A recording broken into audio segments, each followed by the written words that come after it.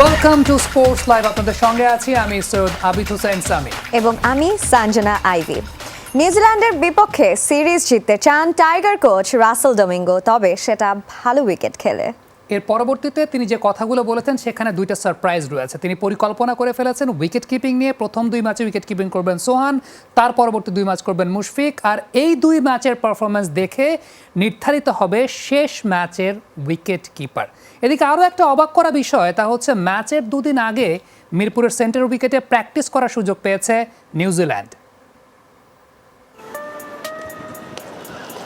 না, ভুল দেখছেন না, মিরপুরের সেন্টার উইকেটে অনুশীলন করছে নিউজিল্যান্ড দল।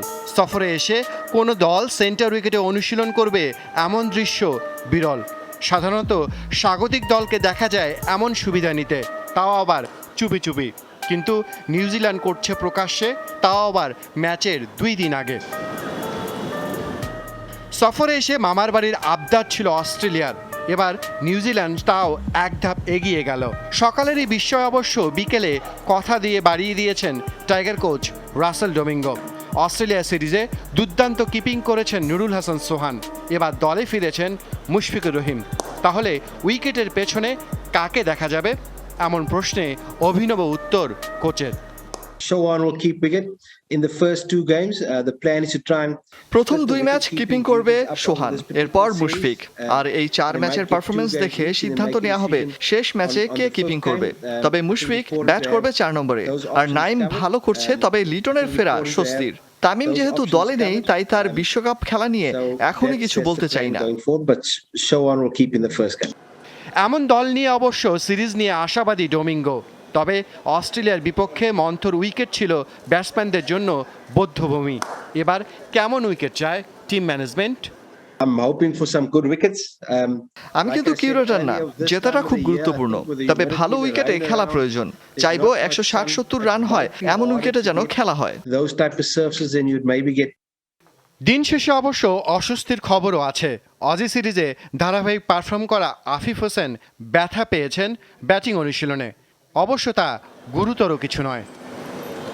তাহিদ Ahmed, Jamuna sports, Dhaka. Wicket keeping নিয়ে যে কম্পিটিশনটার আভাস দিয়েছেন রাসেল ডোমিঙ্গো, সেই কম্পিটিশনটা আসলে নেসেসারি ছিল কিনা সেটা একটা প্রশ্নের বিষয় চলে আসতে পারে। কারণ Mushfiqur Rahim for over 16 years তিনি ন্যাশনাল টিমকে সার্ভিস দিচ্ছেন।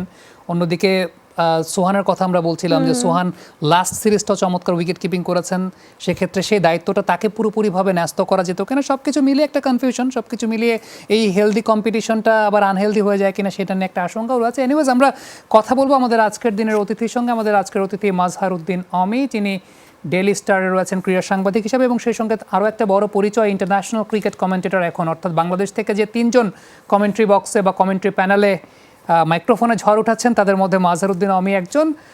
মাজহার, প্রথমে জানতে চাইবো বায়বা বলে কবে কখন ঢুকছেন? Thank you for the kind words. ঢুকছি, কালকে থেকেই ঢুকছি, এবং আমাদের তো সেপারেট বাবল যেহেতু, সো আমরা কালকে থেকেই ঢুকছি এবং প্রিপেয়ার্ড এনাফ টু। এনিওয়েজ, আমি কমেন্ট্রি নিয়ে পার্টিকুলারলি আমি কথা বলবো একটু পরে। তার আগে আমি যদি আজকের দিনে রাসেল ডোমিঙ্গোর যে কথাগুলো রয়েছে সেটা নিয়ে একটু কোট করে প্রথমে জিজ্ঞেস করি যে ডোমিঙ্গো যে বিষয়টা বলেছেন 2 match Sohan keeping, 2 match Mushfiqur Rahim keeping, then it will be a decider 5th ম্যাচে কে কিপিং করছেন।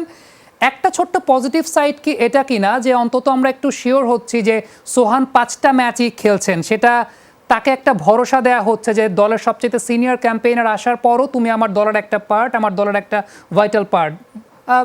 মোরাললেস সোহানের জন্য একটা পজিটিভ ফ্যাক্টর কিনা যে 5টা ম্যাচই অলমোস্ট কনফার্ম তিনি সুযোগ পাচ্ছেন।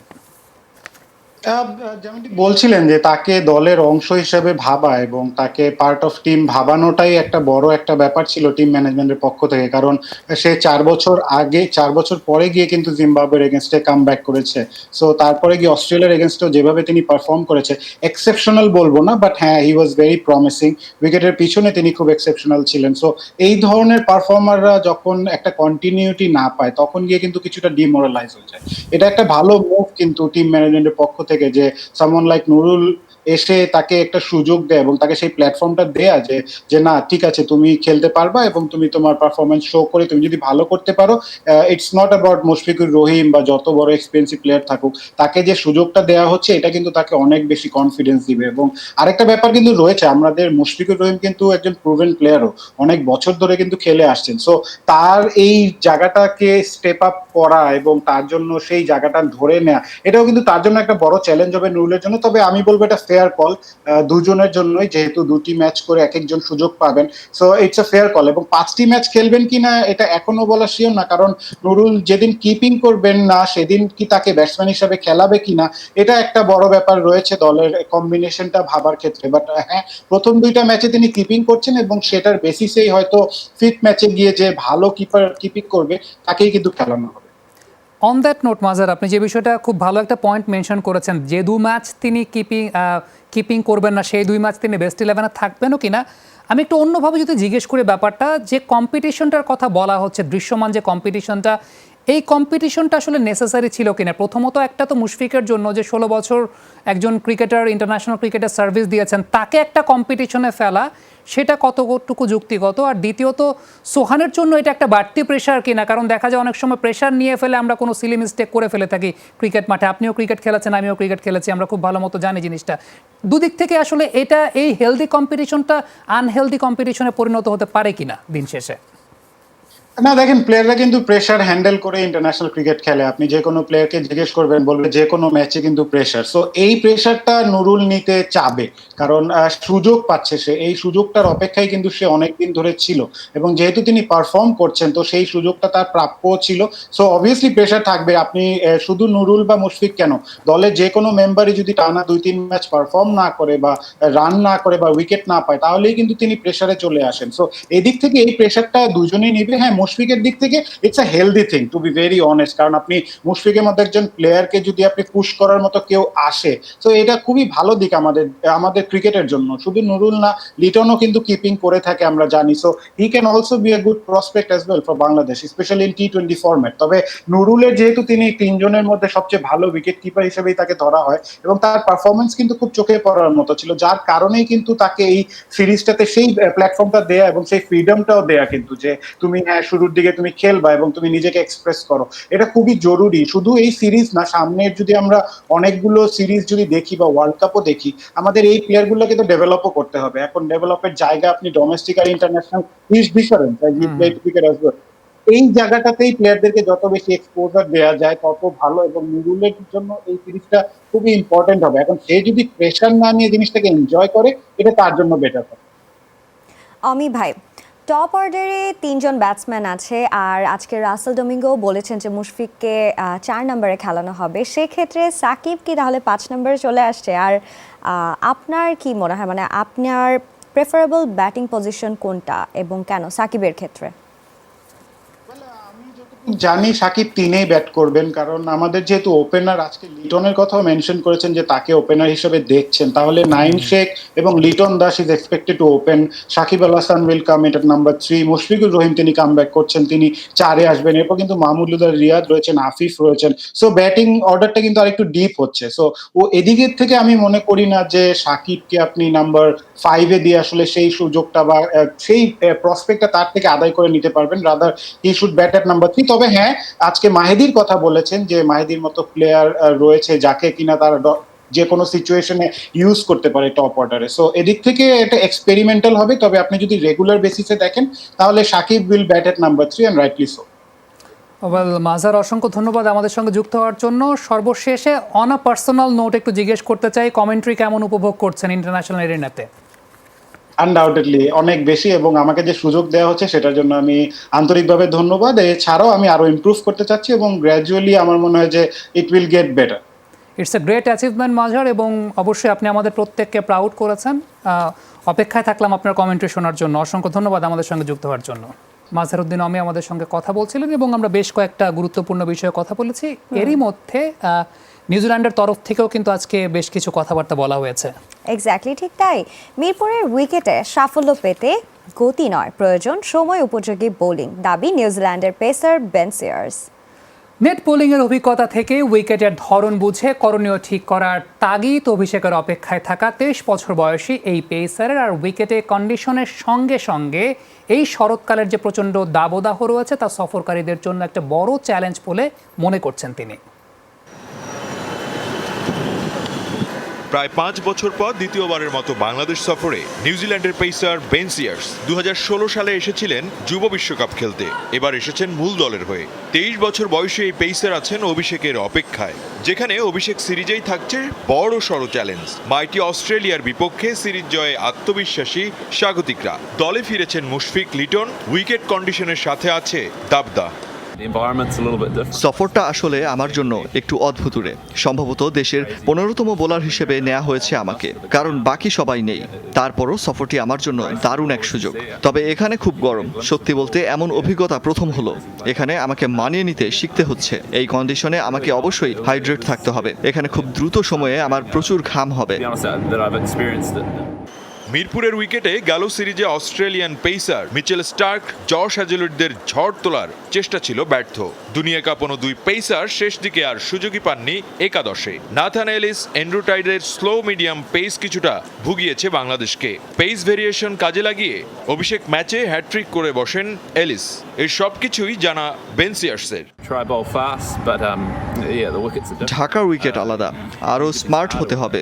নেটে কখনো কখনো মনে হচ্ছে গতিময় ডেলিভারিগুলো বেশি মার খাচ্ছে। এখানে তাই বুঝতে হবে কখন কোন ডেলিভারি করতে হবে। গতি বৈচিত্র্য ধরে রাখতে হবে। অফ কাটার এখানে কার্যকর হতে পারে। সবকিছুর মিশ্রণে বোলিং করতে হবে আমাকে। মূল ক্রিকেটারদের কেউ না থাকায় জায়গা পাওয়া অভিষেকের অপেক্ষায় থাকা বেন সিয়ার্স প্রথম শ্রেণীর ম্যাচ খেলেছেন 10টি, টি-20 12টি। সালাউদ্দিন সুমন, যমুনা স্পোর্টস, ঢাকা। কিরগিজস্তানে জাতীয় দলের সাথে যোগ দিয়েছে দুই প্রবাসী ফুটবলার রাহবার ওয়াহেদ আর তাহমিদ ইসলাম। কোচ জেমির লক্ষ্য তাদেরকে দলের সাথে দ্রুত মানিয়ে নেয়া। কিরগিজস্তানের স্পোর্টস সিটি ফিল্ড মাঠে দ্বিতীয় দিনের মতো আজ প্র্যাকটিসে নামে জামাল তোপুরা। দলের সবাই সুস্থ আছে বলে জানিয়েছে টিম ম্যানেজমেন্ট। এদিকে এই টুর্নামেন্ট থেকে নিজেদের সেরা ফরমেশন খুঁজে বের করতে কাজ করছেন জেমিরে। আর রাহবার এবং তাহমিদের লক্ষ্য দলের সেরা একাদশে জায়গা করে নিয়ে নিজেদের যোগ্যতার প্রমাণ করা। আজ তারা দলের সাথে যোগ দিয়েছে। আগামী কয়েকদিন তাদেরকে পরখ করে দেখা হবে। দলের সবাই ভালো করছে অনুশীলনে। সেট পিস নিয়ে আমাদের কাজের জায়গা অনেক। এই ম্যাচগুলো আমাদের জন্য অনেক গুরুত্বপূর্ণ, তাই অনুশীলনে শতভাগ উজাড় করে দিতে হবে সবাইকে। Practice was great. We trained about 3 hours. We're feeling good. সবাই healthy. Just looking forward to the next training and hope I can make my spot in the starting 11. So সবাই আমার জন্য অনেক দোয়া করবেন। আমি চাই যে আরো ভালো খেলা, আমি টপ 11দের মধ্যে আমি ঢুকতে পারি এই ফার্স্ট ম্যাচের জন্য। আরামবাগ ক্রীড়া সংঘের উপর নেমে আসা শাস্তি কোনোভাবেই মেনে নিতে পারছেন না স্থানীয় একাডেমির তরুণ ফুটবলাররা। তবে লাইভ বেটিং, স্পট ফিক্সিংয়ের মতো কোনো কিছু ঘটে থাকলে তার সুষ্ঠু বিচারও চেয়েছেন তারা। আর স্থানীয় কোচ সংগঠকরা এখনও বিশ্বাস করতে পারছে না আরামবাগের বিরুদ্ধে আনা অভিযোগগুলো। স্থানীয় আরামবাগ একাডেমি দেশের বিভিন্ন অঞ্চল থেকে তরুণ ফুটবলারদের তুলে এনে তৈরি করাই তাদের কাজ। সংগঠকরা স্থানীয়, সে কারণে আরামবাগ ক্রীড়া সংঘ ক্লাবটিও অনেকটাই তাদেরই। তাই তো আরামবাগের উপর নেমে আসা শাস্তির কথা এখনও বিশ্বাস করতে পারছেন না তরুণ ফুটবলাররা। তবে এমন কিছু ঘটে থাকলে তা হতাশাজনক বলেও মন্তব্য তাদের। দুইটা দলের কথা বলা হয়েছে, দেন শাস্তি পেয়েছে শুধু আরামবাগ, কিন্তু এটা আমরা মেনে নিতে পারছি না। না, এটা আমাদের বিশ্বাস হয় না। পরবর্তীতে দেখলাম আস্তে আস্তে অনলাইনে বিভিন্ন জায়গায় আর কি এই নিউজটা শুনলাম, তখন খুব খারাপ লাগছে আমাদের। আরামবাগ একাডেমির সাধারণ সম্পাদক জিতু আলমের বেড়ে ওঠা আরামবাগেই। ছোটবেলা থেকেই দেখে আসছেন ক্লাবটিকে। ক্লাবের ফুটবলারদের উপর নেমে আসা শাস্তির বিষয়টিও তার কাছে অবিশ্বাস্য। কিছুই বুঝে উঠতে পারছেন না দীর্ঘদিন ধরে ফুটবলার তৈরির আরেক কারিগর কোচ ইব্রাহিম খলিল। অত দোস্ত অতটা জড়িত আমি বলতে পারি, জড়িত ছিল না। আমি জানি যে এটা যে ক্লাব অনেকে বুঝিয়ে দিচ্ছে, ক্লাব মিনাজ সাহেবের বুঝিয়ে দিচ্ছে। আমি মনে করি মিনাজ সাহেবের বোঝাতে উচিত ছিল না, এটা তাহলে ক্লাবটা চালা উচিত ছিল। প্রথমে যখন শুনছি তখন আসলে বিশ্বাস করতে পারিনি। অনেক যখন ভালোভাবে এটা পড়ছি তখন অনেক কষ্ট লাগছে। আসলে কতটা সত্য কতটা মিথ্যা এটা তো বলতে পারি না। অভিযুক্ত ফুটবলারদের উপর নেমে আসা শাস্তি কতটুকু বাস্তবায়ন হবে বা কোন দিকে যাবে সেটি সময় বলবে। তবে এই ঘটনায় তরুণ ফুটবলারদের মাঝে যে হতাশা ভর করছে তা স্পষ্ট। মামুনুর রশিদ, যমুনা স্পোর্টস, ঢাকা। রিয়াল মাদ্রিদে যাওয়া হচ্ছে না কিলিয়ান এমবাপ্পের, তিনি থাকছেন পিএসজিতে। সময় করানোর সঙ্গে সঙ্গে আরও জোরালো হচ্ছে এমন দাবি, যেখানে চলতি দল বদলের সময় শেষ হচ্ছে আগামীকাল। এরই মধ্যে রিয়ালে যোগ দেওয়ার খবরে আসেনি নতুন কোনো চমক। কোচ পচেতিনোও নিশ্চিত করেছে পিএসজি ছাড়া হচ্ছে না এমবাপ্পের। আর বিশ্লেষকদের দাবি, প্রস্তাব দিলেও আগামী মৌসুমের এমবাপ্পেকে ফ্রি এজেন্ট হিসেবে নেওয়ার অপেক্ষায় স্প্যানিশ জায়ান্টরা। পিএসজি ছেড়ে রিয়াল মাদ্রিদে যোগ দেবেন কিলিয়ান এমবাপ্পে, এমন খবর শোনার প্রস্তুতি প্রায় সম্পন্নই ছিল ফুটবল সংশ্লিষ্টদের। কিন্তু তার মাঝেই আলো কেড়ে নিলেন মেসি রোনালদো। এমবাপ্পেকে দলে ফেরাতে পিএসজির 220 মিলিয়ন ইউরোর বিপরীতে রিয়ালের প্রাথমিক প্রস্তাব ছিল 160 মিলিয়ন ইউরোর। সেই প্রস্তাব প্রত্যাখ্যান হলে দ্বিতীয় দফায় 180 মিলিয়ন ইউরোর অফার রিয়াল মাদ্রিদের। তাতেও মন গলেনি ফরাসি জায়ান্টদের। মঙ্গলবার চলতি দলবদলের শেষ দিন। এর মধ্যে শেষ মুহূর্তে নাটকীয়তা না হলে পিএসজিতেই থাকছেন এমবাপ্পে। আর রিয়াল মাদ্রিদ প্রস্তাবে রাজি হলে রেসের বিপক্ষে ম্যাচটি হবে পিএসজিতে এমবাপ্পের শেষ ম্যাচ। অবশ্য এ নিয়ে সমর্থকদের হতাশার খবরই জানিয়েছেন রিয়াল পরিচালক বুত্রাগেনিও। একই সুর পিএসজি কোচ মাউরিসিও পচেত্তিনির কণ্ঠে, নিশ্চিত করেছেন প্যারিসেই থাকছেন এমবাপ্পে। তার পিএসজিতে থাকার বিষয়ে ক্লাব সভাপতি ও ক্রীড়া পরিচালকের অবস্থান খুবই পরিষ্কার। সে আমাদের ফুটবলার, এ বিষয় নিয়ে নতুন করে কিছুই বলার নেই। ফুটবল বিশ্লেষকদের ধারণা, প্রস্তাব দিলেও এমবাপ্পেকে এখনই নিতে চায় না স্প্যানিশ জায়ান্টরা, বরং আগামী মৌসুমে তার ফ্রি এজেন্ট হওয়ার সুযোগ নিতে চায় রিয়াল। লিভারপুল বা ম্যান সিটি যেন এমবাপ্পেকে নেয়ার পরিকল্পনা থেকে সরে আসে, তাই এমন প্রস্তাব খেলা। এদিকে রোববার ইনস্টাগ্রামে এমবাপ্পের দেয়া এক পোস্টে বিষয়টি আরও পরিষ্কার। পিএসজি সতীর্থদের সঙ্গে তার খুনসুটির ছবি বলে দিচ্ছে প্যারিসেই থাকছেন তিনি। আর সবশেষ ম্যাচে তার পারফরমেন্স সে সম্ভাবনা আরও জোরালো করেছে। মুজরাবিন তারেক, যমুনা স্পোর্টস। ক্যান্সারে আক্রান্ত হয়ে হাসপাতালে ভর্তি হয়েছেন আইসিসির প্যানেলভুক্ত বাংলাদেশি আম্পায়ার নাদির শাহ। দীর্ঘদিন ধরেই ফুসফুসের ক্যান্সারে ভুগছিলেন তিনি।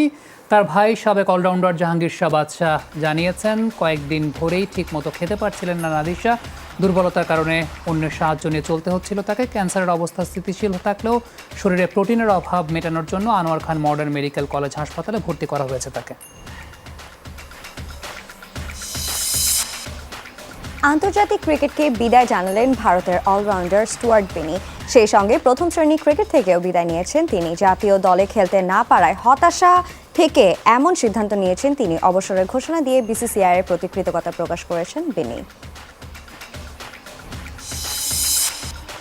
বাংলাদেশ নিউজিল্যান্ড 5 ম্যাচ টি20 সিরিজের ম্যাচ অফিসিয়ালসদের তালিকা ঘোষণা করেছে বাংলাদেশ ক্রিকেট বোর্ড। এবারও ম্যাচ পরিচালনায় থাকছেন 5 বাংলাদেশি। 1 সেপ্টেম্বর থেকে শুরু হতে যাওয়া সিরিজের 5টি ম্যাচই অনুষ্ঠিত হবে মিরপুর শেরেবাংলা স্টেডিয়ামে, যেখানে match referee, onfield umpire, TV umpire হিসেবে থাকছেন বিসিবি কর্তৃক অনুমোদিত অফিসিয়ালরা। পুরো সিরিজে ম্যাচ আম্পায়ারিংয়ের ভূমিকায় থাকবেন নিয়ামুর রশিদ রাহুল, ম্যাচ রেফারির ভূমিকায় থাকবেন নিয়ামুর রশিদ রাহুল, আম্পায়ারদের ভূমিকায় থাকবেন শরফুদ্দৌলা ইবনে শহীদ সৈকত, গাজী সোহেল, মাসুদুর রহমান মুকুল এবং তানভীর আহমেদ। অস্ট্রেলিয়া সিরিজেও দায়িত্বে ছিলেন বাংলাদেশের এই আম্পায়ারিং প্যানেলের সদস্যরা। এই ছিল আজকের স্পোর্টস লাইভে। এতক্ষণ সাথে থাকার জন্য ধন্যবাদ। আল্লাহ হাফেজ। আল্লাহ হাফেজ।